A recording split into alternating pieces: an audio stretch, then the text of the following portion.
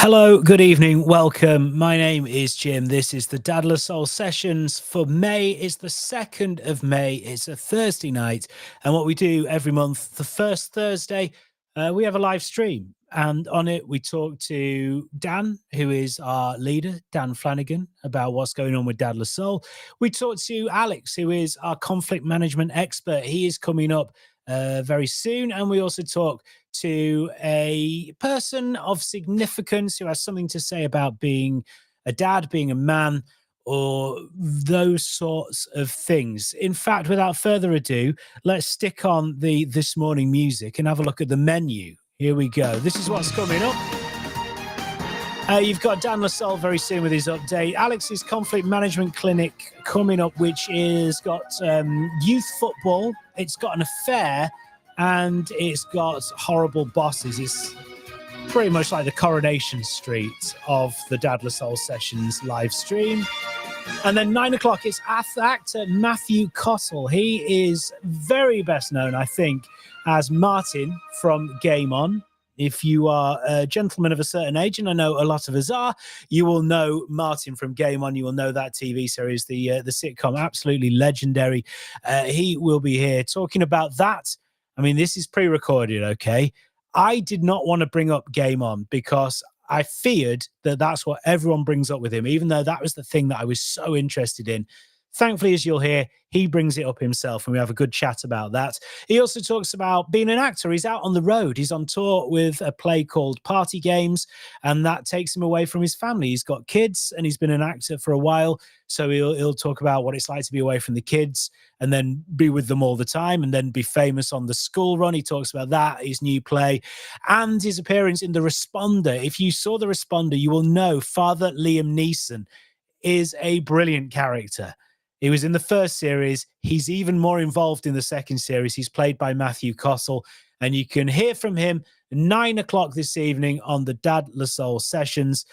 First of all, though, this is what happened when I caught up with Dan Flanagan, our leader and boss for Dad Lassalle. Next up on the Dad Lassalle Sessions, the man, the myth, the legend, it is Dan Flanagan. Hello. Hello, I just realised I looked like some sort of weird refugee from a golfing sale. I've got my gym kit on there, realised I didn't have a hat, so raced to the other side of the office, got my sun hat that's been here for last year, stuck that on, and yeah, I think it's quite an ensemble. Yeah, I think it looks good. I think you should be very proud. Definitely go for it. Had I not mentioned it, people would go, oh, he's looking sharp, isn't he? Yeah, exactly, like you're in, a kind of...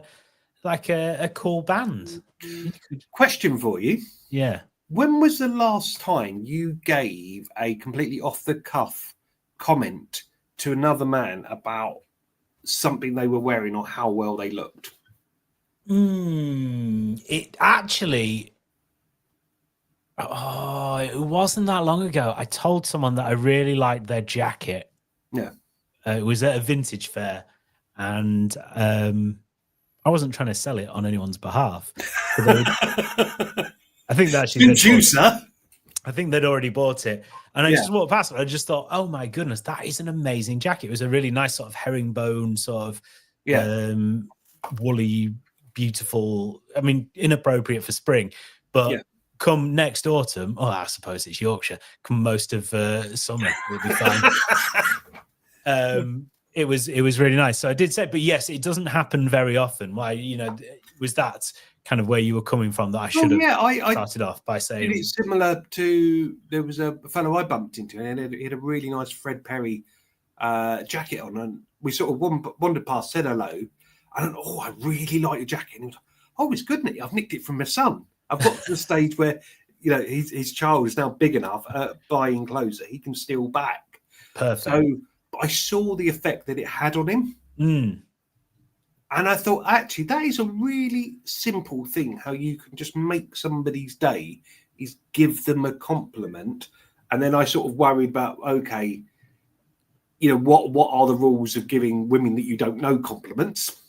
Can be awkward, because sometimes you do wander past somebody in the supermarket and go, that's a really nice scent you're wearing. Probably wouldn't mention it.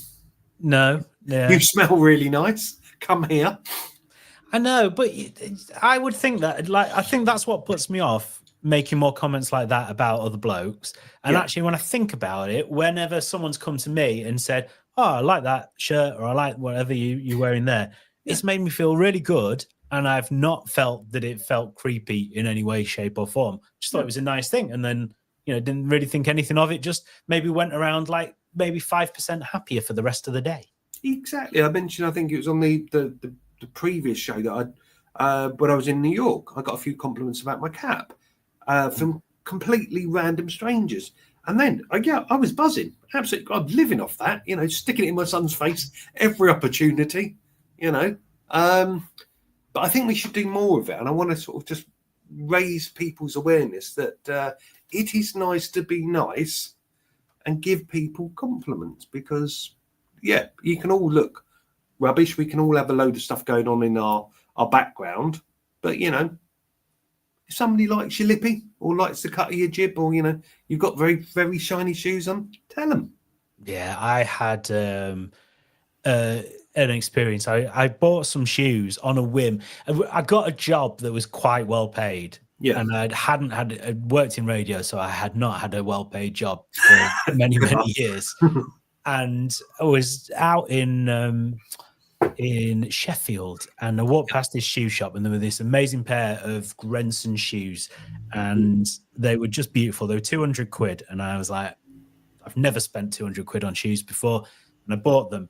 And the amount of compliments I got on those, oh my goodness, it made my day. It was worth the £200 just to have that confidence boost. There's a thing there. There's what is it, Marie Kondo? Does it bring you joy? Yes, it does. Every time I put these on there, I forget about the expense, but I feel happier. Yes. So that is then potentially a good spend of time and good spend of money. I think so. I'd agree. I'm on for that. Do you still have those shoes? I do have them, yes. Do you used to wear them? I don't, because they need a polish and I can't be bothered. That's it. I was going to say, the heel's fallen off and they've got holes in them where I was wearing them. Although, no, they need a polish. Mm-hmm. I was once, I went on a bit of an expensive shoe mission for a while. And Imelda Marcos strikes again. Basically, I was the Yorkshire Imelda Marcos. It's politics, bro. Exactly. And I got some Lokes and they were really nice. And then I was going on a stag do. Yep. And I had some time to kill in Doncaster. If you've ever had time to kill in Doncaster, I feel your pain. But there was a really nice shop with some really sort of nice Lokes in there. And I went, I'm going to have a look at some more. And I went in and the bloke looked down at the shoes I was wearing. He was like, they're a mess. I was like, oh yeah, I'm not very good at keeping them up to standard. He was like, have you got 10 minutes? I was like, yeah. He went, I'm going to polish them for you. And he took them off me, polished them, made them look amazing, wouldn't take any money from me at all. Just like, he was just so, I think, shocked by the state of my shoes and wanting to do the right thing by them. And I appreciate it. Did he think that you probably had additional needs and you shouldn't have been out without a grown-up and wanted to look after you? I think he thought I was a scruffy bugger. Do you remember actually going to hotels and they used to have the shoe cleaning machine, the buffer, and they'd have a trouser press and a shoe buffer. There, you knew that was you're in a cool place there. Oh yeah, you're in the top of the top there, aren't you? That's the sort of luxury that only the kind of the Trust House 40 get. Yes, Trust House 40. I always wanted to go to one of the shoe shine people in New York when I went, but I was too scared to do it because I didn't know what you meant to do. Which I guess you just sit there and you're meant to read your paper while they do the job. But I always had engaging, isn't it? You'd have to have a conversation because it's rude, and it's like when I go in for a massage, I don't really want to talk. No, especially when somebody's pounding my flabby naked chest. I don't want to talk about anything. But I think I would feel uncomfortable with the shoe shine thing because it's almost like having servants, but they're there to earn a living. So actually, that's it. That is their job. That's the service that they're running. But yeah, I know what you mean. It is a little bit. It seems subservient, I guess, because it is bending at your feet. Also, I just have Police Squad in my head, where you have to give him an extra $10 so he gives you some information on a case, and that's this is where you've been missing out. Yeah, I could have got the skinny on the streets. Yeah, I could have kept the skinny on the streets. Curses. So impressively, we've done nearly 8 minutes, and we've not talked about Dad LaSalle so far. So that's good. Do you want the skinny on Dad LaSalle? Yeah, can we have the skinny? I won't give you $10 either. You're not getting anything then. Good. Right. What's been going on? Oh, we got a new member of the team, Jonathan, aka JP, aka Polly. So he's joined us. He's doing some sort of research masters in some impossibly intelligent stuff that probably way beyond us mortals. But he's joining Lois and the rest of the team backstage to help with fundraising and marketing and stuff. So it's a big hello to JP, and thank you for joining the madness. And thank you for taking a load of stuff off my hands, which I have passed over already in the first week. Delegation. It's what you need if you want to be the best. And everybody's been doing that, going, right, it's not my problem, not my problem, not my problem. Yes. So that's excellent. Big shout out to Jaden, Stu, and Christian, 3 of our impossibly handsome, upstanding volunteers who ran 10k for us, and I think they raised about 1,500 quid, and then 1,1500, which is wonderful. 2 reasons. Christian runs a lot anyway, so it was quite well. Stu is one of Tyler Slade's disciples and has a huge transformation over the last 4 months. Poor old Jaden got about 2 weeks' notice because somebody else unfortunately couldn't do the run, and I just sort of texted him and said, "Jaden, you're doing 10k," and he was like, I said, "You're doing 10k, get trained." And he was like, "Oh," and he did it, in a really respectable time of just over an hour.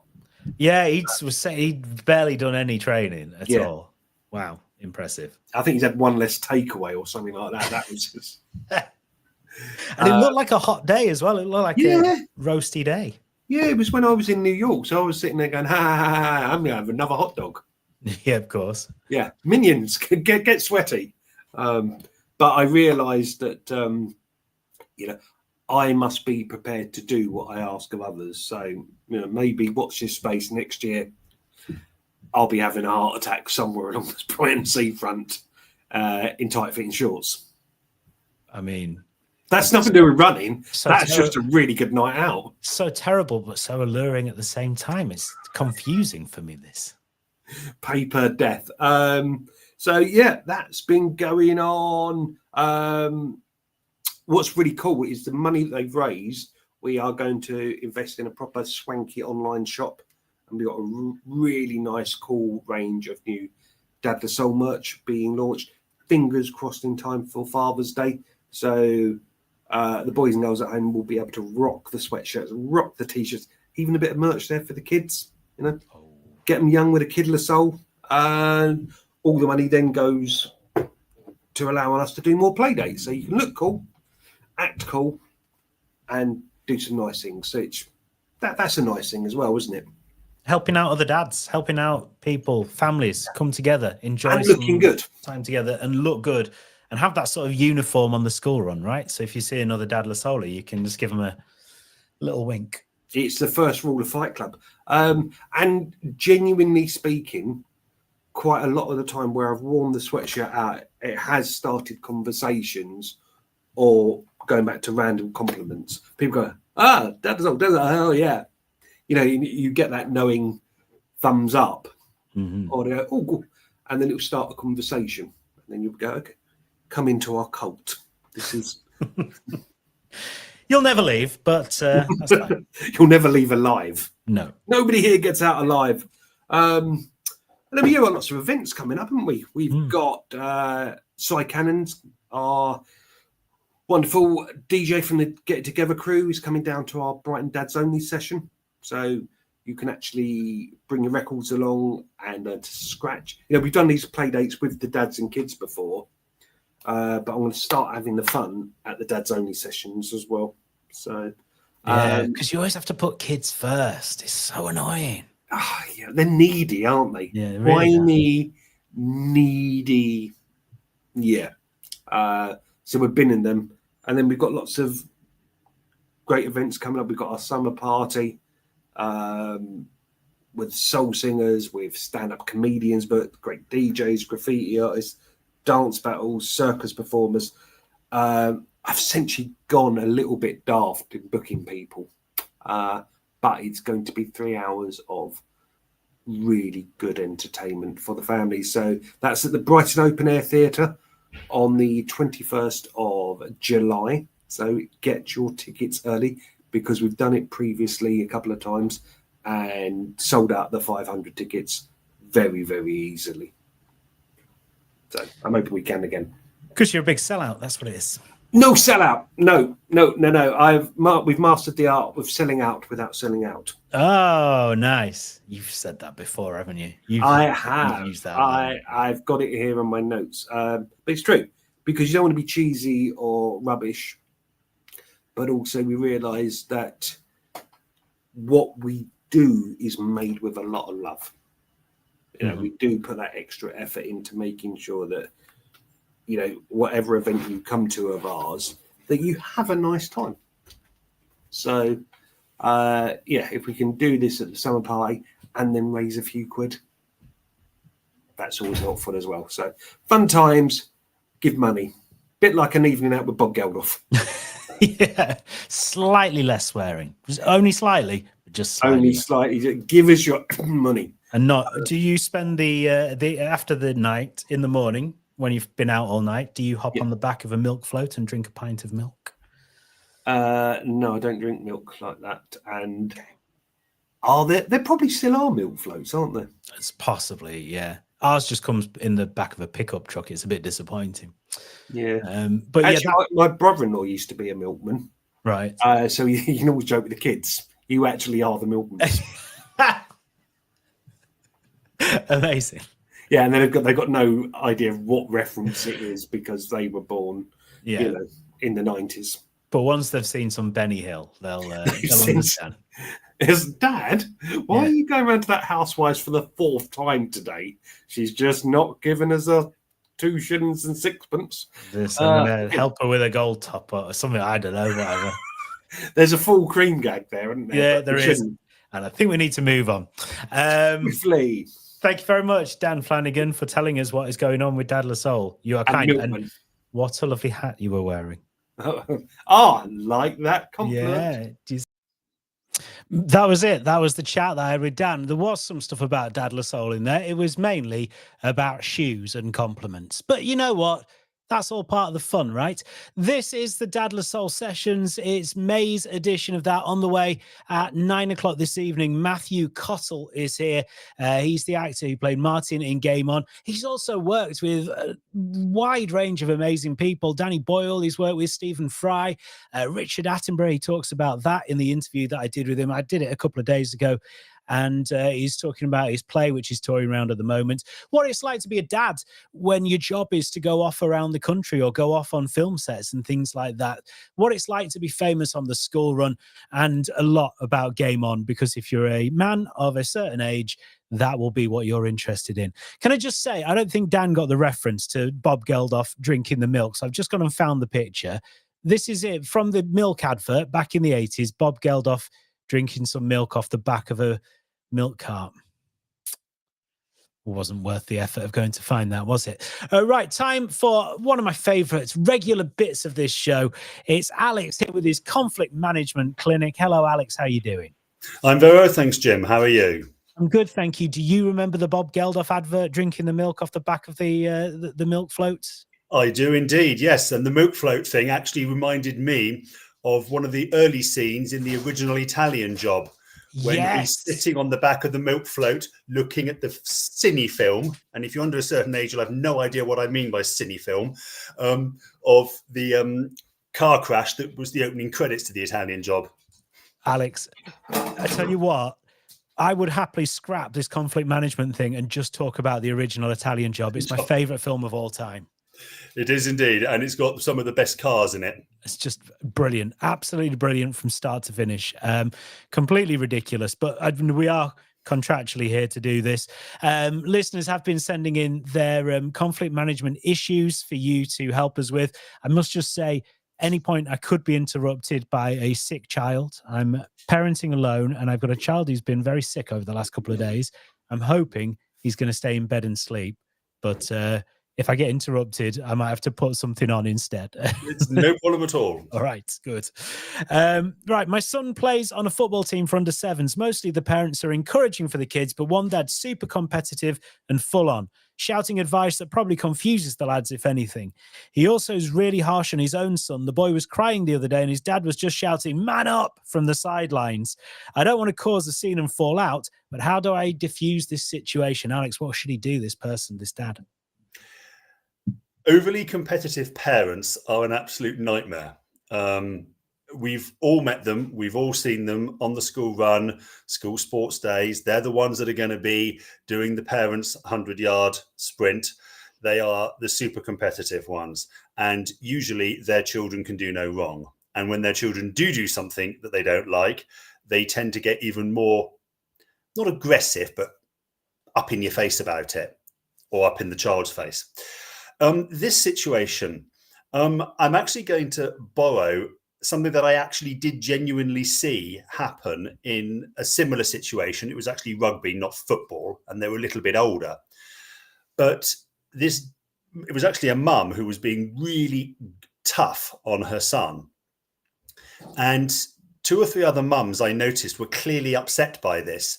And what they did was every time this woman's son did something, however minor it was, they would very openly and loudly congratulate the child. Oh, nice. And the mum was looking more and more awkward about having a go at her own child because the other parents were doing that. So my advice would be to find a couple of other parents who think the same as you, and then make a point of, let us say the child's called Billy, say, it's not called Billy, by the way, the child, by the way, I have no idea what the child's name is. Well done, Billy, great pass, well done, Billy, great position, whatever, just anything just to do it. And what it does is it gives that parent that's being over enthusiastic a little bit of cred by the fact that, oh, other people think my child's quite good. Okay. But it backs them off because they then feel awkward about having a go when other people are being complimentary. Oh, that's really clever. I like that a lot. Mm. See, the worst I've got, because my son's only just started playing football, and it's been quite jovial and quite supportive so far. But we did play one team, and there was like granddad there, and the granddad was starting to grumble. He goes, "Oh, they shouldn't have been able to have done that." And I imagine his daughter, the mum of the player, just turned around and went, "Oh, shut up, Dad." And he shut up, and that was it. And we got on with it, and everyone was nice and supportive again. That's one way of doing it. I think yours is probably more constructive, right? Yes, it's about avoiding conflict, basically. Yes. Yeah, and that's what it's about. It's about getting the result without the conflict. Pretty much the point of what we're trying to do here, isn't it? Exactly. Yeah. Next question. I'm fairly certain my brother-in-law is having an affair, but my wife, his sister, thinks the sun shines out of his behind. I think we should confront him, but how do I broach the subject with my wife, who I don't think will believe me? It's basically going to boil down to evidence. Have you got actual evidence, or is it a collection of ideas and observations and circumstantial bits and pieces that you've put together in a certain way that could quite legitimately be put together in another way? Yeah. You've got to have something pretty tangible, and then assuming you can get that, I would then go and chat to your wife, his sister, and say, look, I've got this, whatever it is, I'm not sure what's going on. And so basically try and present to your wife the evidence, the information that you've got, and say, I'm just worried, what do you think? And then, so you're not saying your brother's having an affair, you're saying your brother's XYZ, and then hopefully try and steer the conversation so that your wife starts to think, well, hold on a second, has my husband got a point here? Is he having an affair? Is something going on here? Yeah. So it's about trying to lead the person to the same conclusion that you've come to from the information you have. Because if you present the conclusion, he's having an affair, and then present the evidence to back it up, you're going to ready, by the sounds of it, your wife's going to be up against it and up against you because she idolizes her brother. So you've got to lead the path, right? Rather than don't go to the destination without doing the journey, but do the journey with her.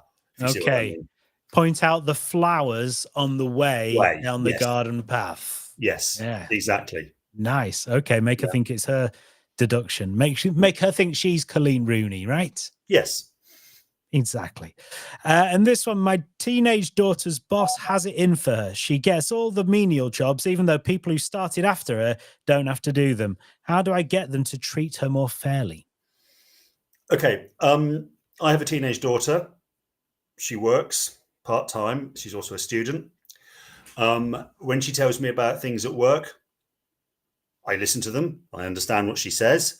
But it's very much, it's her viewpoint. And there may be another side. Well, there's always another side to everything. Yeah. So there may be another side to this interaction. It may be that the daughter has only seen herself doing these tasks, but doesn't see other people doing them, perhaps when she's not there, when she's not working. I don't know what the job is. I don't know how much she works there.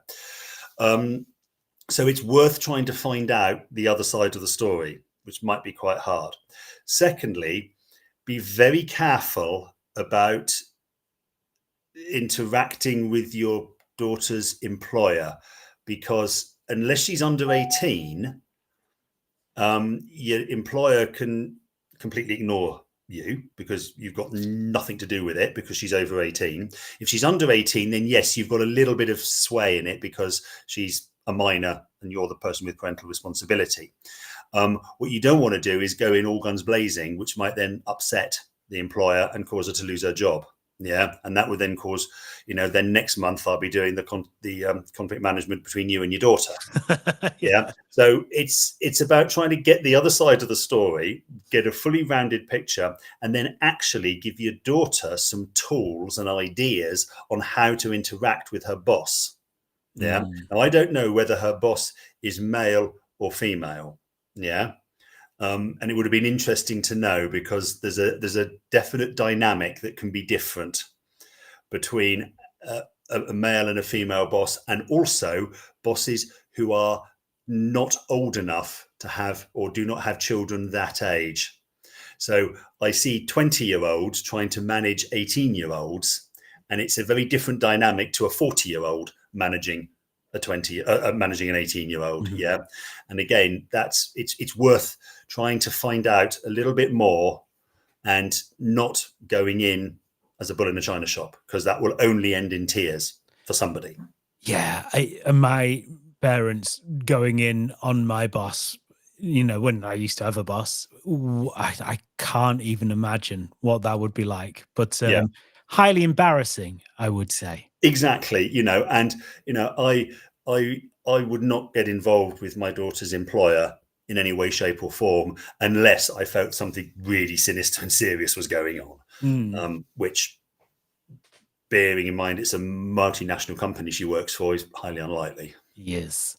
A lot of this has been about evidence, hasn't it, this week? It's been a lot of it has been about collecting evidence, about not just jumping in, and considering what you do. This is quite nice. I like this. Is almost like a theme that it's come from 3 random dads. Yes, no, it is. It's great, and they're slightly different to what we often talk about. So it was a nice change, and it's good. And I encourage all the dads watching, send in your questions. I'll always do my level best to try and answer them. Yeah, and you don't have to wait until I punt for questions 2 days before we do the stream, which is what I normally do. You can send them in at any time, because Alex is here every month, and always with excellent advice. Although I don't think we used the word communication yet. I haven't. I was trying not to. Oh, okay. That's Dadless Soul Sessions bingo. That's what. Well, I was purely thinking of Wham bingo at Christmas at that moment. Yes, of course. Yeah. I mean, I'm topical on the 2nd of May. Absolutely. Of course. And but it's always good. Anytime you've got any questions, get in contact. I mess around on the Dadless Soul socials all the time, so just direct message through that. We've got our WhatsApp group. We've got our Dad's Only Facebook group as well. Anytime you've got any questions, put them to me and I will put them to Alex on the live stream on the first Thursday of the month. Alex, once again, informative and brilliant. Thank you so much. Thank you so much, Jim. Really appreciate that from Alex. Right, Matthew Cottle, the actor, coming very soon. Martin from Game On, Father Liam Neeson in The Responder, and a load of other things that he's done as well. We'll talk about all those sorts of stuff. And he's in a new play called Party Games, which is all about a boisterous leader of a political party. I can't imagine who it might be based on. And also topical today because it's an election day in most parts of the country as well. He's coming up very soon. But first of all, this is something I was talking about with Dan earlier on. This is our big outdoor party coming to the Brighton Open Air Theatre.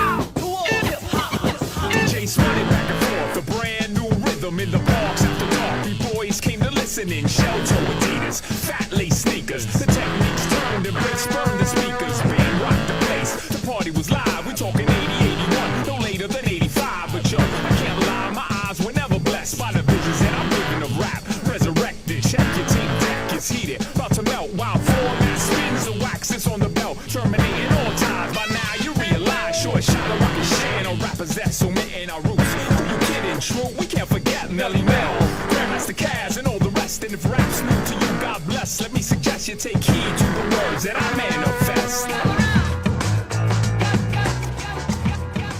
It is going to be an absolute corker of an event, so don't miss out on that. Right, this is the Dad Soul Sessions for May 2024. My name's Jim Colson, and this is what happened when I met up with the actor Matthew Cottle. I'm very pleased to be joined by Matthew Cottle. Hello, Matthew. How are you doing? Hello, Jim. I'm very well, thank you. Very well. And also, I guess, as part of that, I also get to talk to Liam Neeson, don't I? You? Oh, yes. Well, yes, yeah. You do get to talk to Liam Neeson. Now, what you're referring to there is my character in The Responder. That's where you've picked that one from. Yeah. Yes, good. I mean, I wonder whether it's because you saw me and you thought he looks very much like Liam Neeson, and that's where you were going with that. But no, yeah, Liam Neeson was my character in The Responder, who was sort of not in a good way, falling out of a car drunk. This is the vicar, the Right Reverend Liam Neeson, having drunk a bottle of vodka, and it was a one-day shoot which we did. A couple of years ago during COVID times, and I thought, well, that was a nice job, one evening in Liverpool, playing a fun character, and then you sort of put it out of your mind, think, well, that's gone, and then they I was one of those lovely phone calls from agents saying they'd like you to do the second series, they'd like you to be in 4 or 5 episodes. I know, so we've shot that. And that comes out on the 5th of May. And working with Martin Freeman, who's genuinely one of my acting heroes, was just thrilling actually. And he's so different on every take and offering something new. And it kind of when you're working with someone that good, it brings everyone up, I think. So it was a lovely job. It's a brilliant series written by Tony Schumacher, and yeah, very exciting. Yeah, proper grown-up telly. And if people haven't seen it, that first series was so good. So I'm really excited about the second series coming back, and delighted to hear that you're in it even more than you were. Yeah, no, absolutely. I mean, it really was a lovely surprise, So he's kind of pulled his life around, Liam Neeson, and he's now sort of running a group for men who are having, problems in their lives and mental health issues.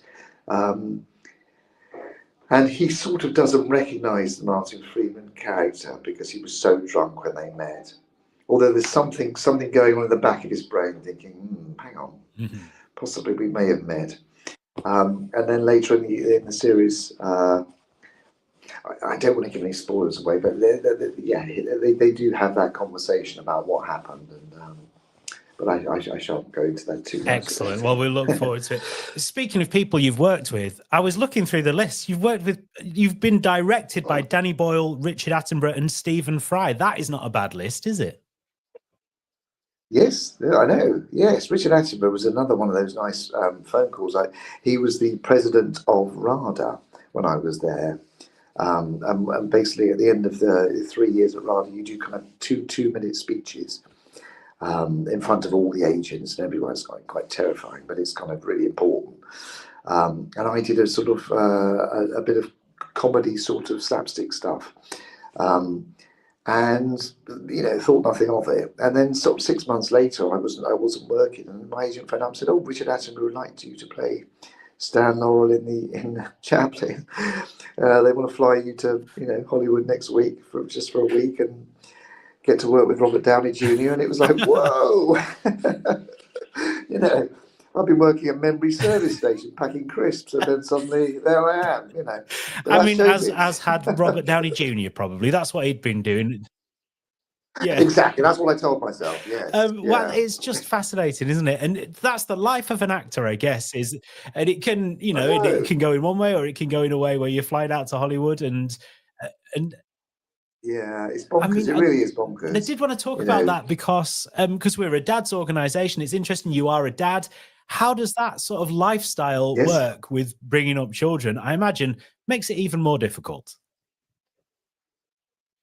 Yes. I did a lot of touring when the kids were young, which was kind of hard, I suppose. Looking back on it, I mean, I was either always there, so I was taking them to school, picking them up at school sports days, and making the packed lunches, or I was gone for 3 months, and I still remember those feelings, those Sunday night feelings of going and thinking, okay, well, I'll see you next Sunday, and that kind of sick feeling you have.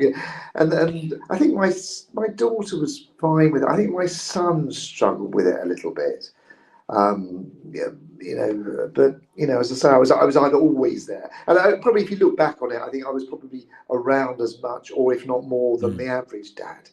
But it was a bit feast or famine, which is, again, that's the acting world, and you can't really. I couldn't afford to turn down sort of tours at that time, and I've sort of become more picky as I've got older. But of course, the kids aren't interested in me being around now anyway. One's left home, and the other one's gone like, "Oh, well, you're not fine." Yeah. So what's it like being recognisable on the school run then? I mean, that must be sort of strange, is it? Yeah, although my biggest sort of recognisable time would be the mid to late 90s on the back of Game On, and my kids weren't born until sort of 97, 2000. So although I still get the odd, ginger tussle or make the tea or whatever, they kind of it wasn't like it was back then. It was there was certain pubs I used to get sort of.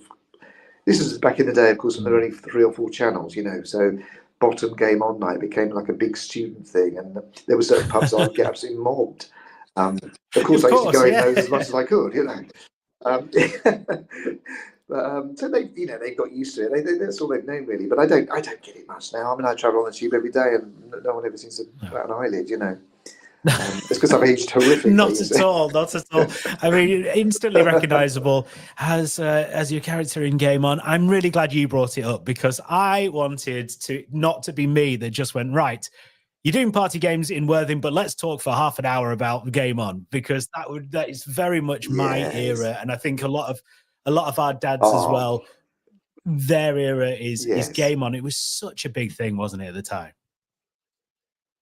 It really was, yeah. As I say, there was only the 3 channels, and they pitched it very well. They put it out on, I think, a Monday night after Bottom, which already had an established audience, and it became like a real sort of must-see hour for certain people of a certain age. And 3 young people who seemingly had things going for, particularly the other 2 being very quite good looking and what have you, and then there was me, but they all had serious problems, really. I mean, the Matthew character was, deeply traumatized, really, by his losing his parents and becoming an agoraphobic.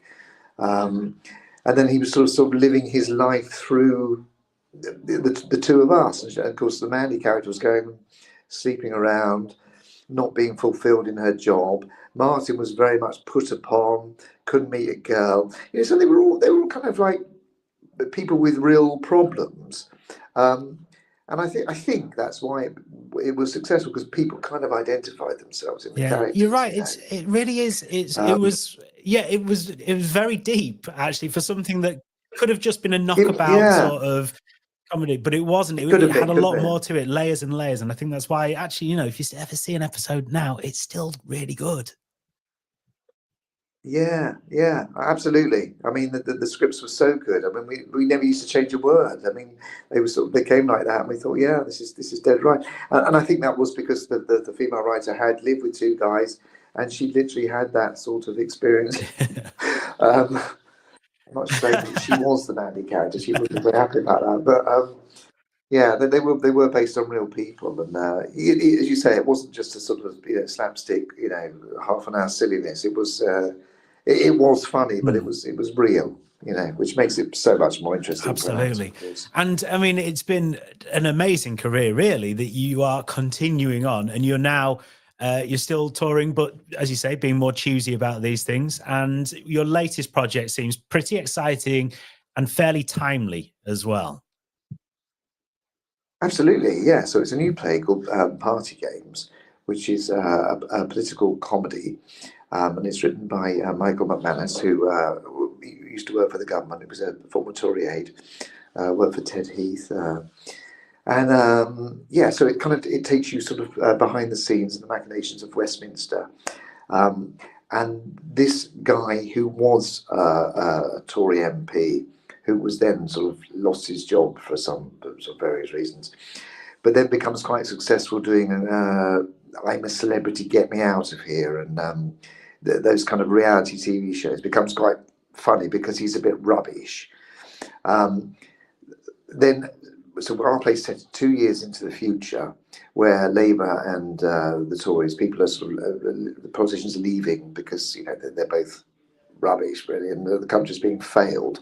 So they set up a new party called the One Nation Party, and they're looking for somebody to lead it. And my character, the sort of the reality TV star, becomes the Prime Minister. And then you have this character, Seth, comes in, who's a bit like, I guess, Dominic Cummings-ish. And we sort of go down this route of, we're covering things like Brexit and AI. I think it works very well. I mean, it made me laugh a lot when I first read it, because it's not only funny, it's very funny, but it's, again, the characters feel very real. And it's very well written.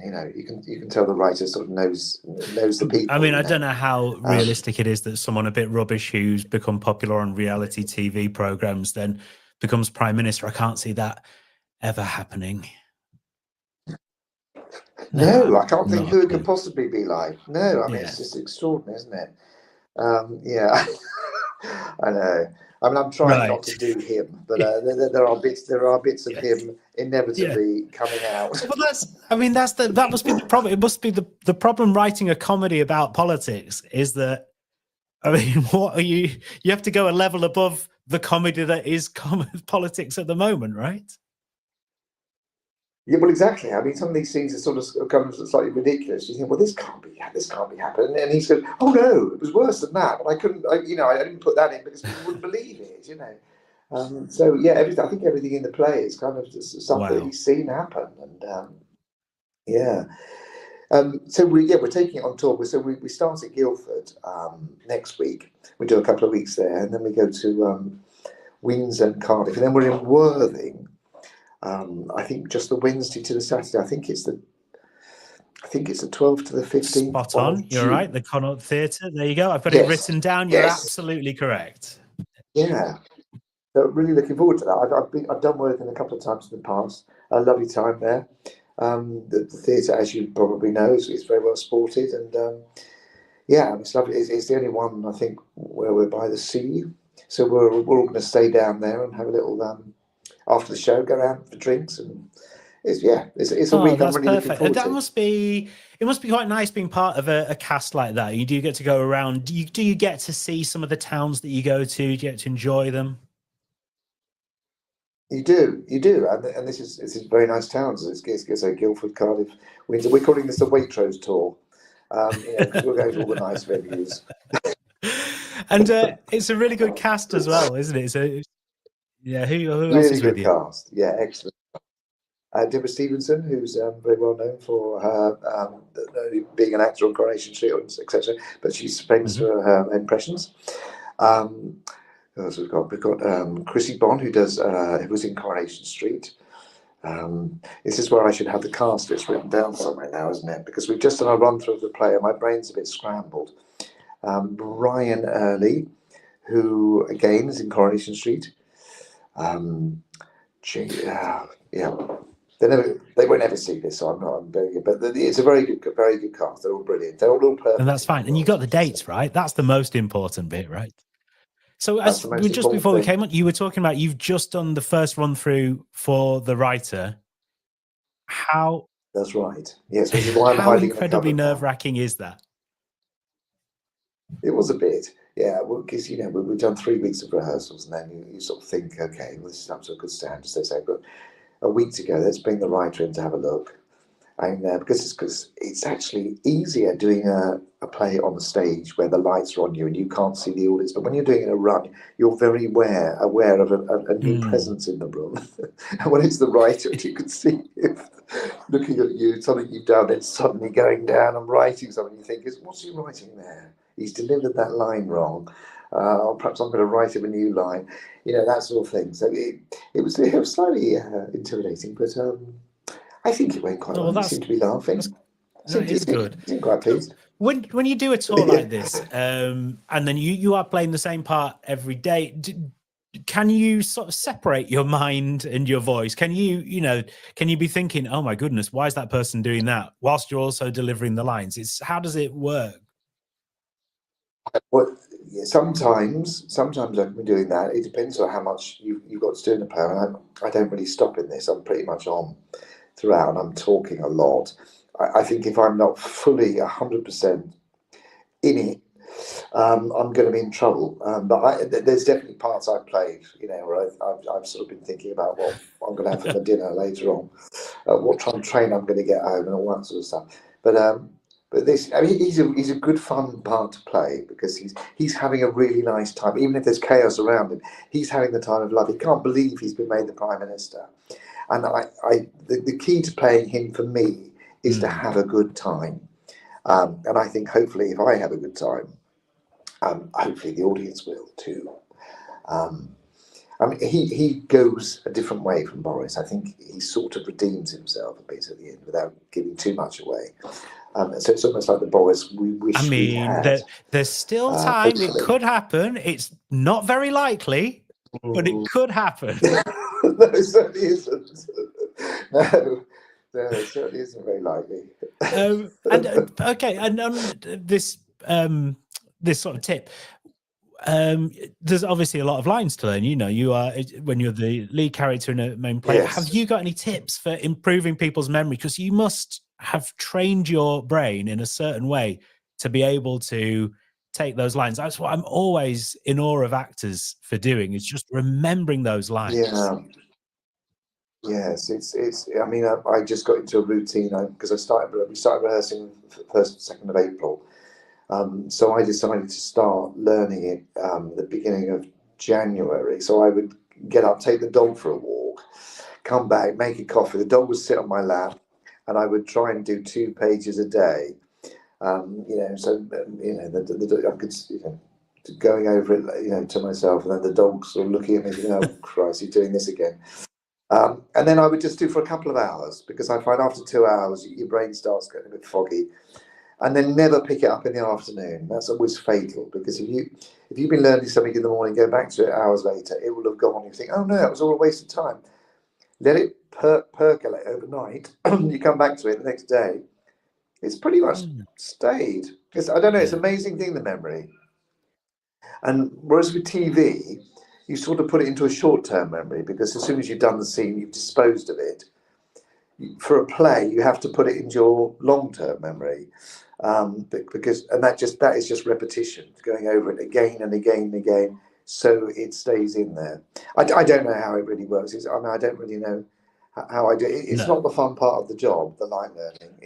But it's necessary. And now being sort of 57, I try and give myself longer than I used to. I used to be very quick, but no, it doesn't work quite as well. But it's practice. It's like it's a muscle. You keep using it, but I think as you get older, I think doing all those kind of like crosswords and Sudoku, whatever, it's got to be a good thing to keep. Yeah, well, as you say, going. keep practicing, keep using it, and keep exercising it. Yes, absolutely. And before we finish, I found this in my research. Didn't know much more detail about it. Did you work with David Hasselhoff? I did work with David Hasselhoff. What was Brilliant. it called? Off the Record.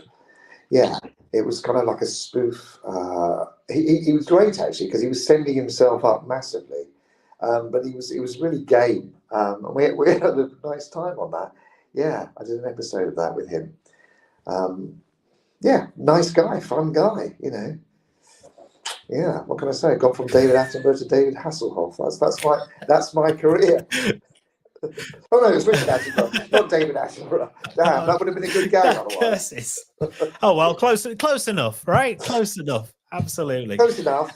So it's Cottle Theatre is 12th to the 15th of June. It is party games, and it's also for anyone not in Worthing, and a lot of people are. It's going all over to just posh places. That's where we go. It is, yeah. Anyone with a Waitrose. Okay, yeah. Matthew Cottle, thank you so much. I really appreciate it. And I'm so glad you brought up Game On and it wasn't me, because I was just like, oh no. In fact, before we started, I was like, Matthew, it's Matthew. It's not Martin. It's Matthew. It's Matthew. There you yes. go. Really appreciate it. Thank you very much for being on the Dadless Soul Sessions. It's a pleasure. And there you go. That is Matthew Cottle on the Dadless Soul Sessions. There was like whatever the internet version of a satellite delay is there, but the conversation sounded right in our heads. Just in the recording, it seems like I'm interrupting him at the end of every sentence, which wasn't the case. Although, it nearly was the case when I just wanted to talk about Game On quite a lot. Thank you very much for listening to the Dadless Soul Sessions and watching this online. That was Matthew Cottle. Don't forget, he is on in June at the Connaught Theatre in Worthing in Party Games. There should be, in the link of this, theoretically, a link to the tickets. It might be on Facebook and YouTube. It might not be on Twitter or X or whatever it's called nowadays. But have a look, or otherwise just Google Party Games Worthing and you'll be able to get your tickets for that, because I reckon it's going to be an absolutely cracking show. Before that, you had Alex, our conflict management expert, and Dan Flanagan, Dadless Souls Uber Lord and founder as well. Next Dadless Soul Sessions is coming up on the first Thursday of June. I do have two guests penciled in.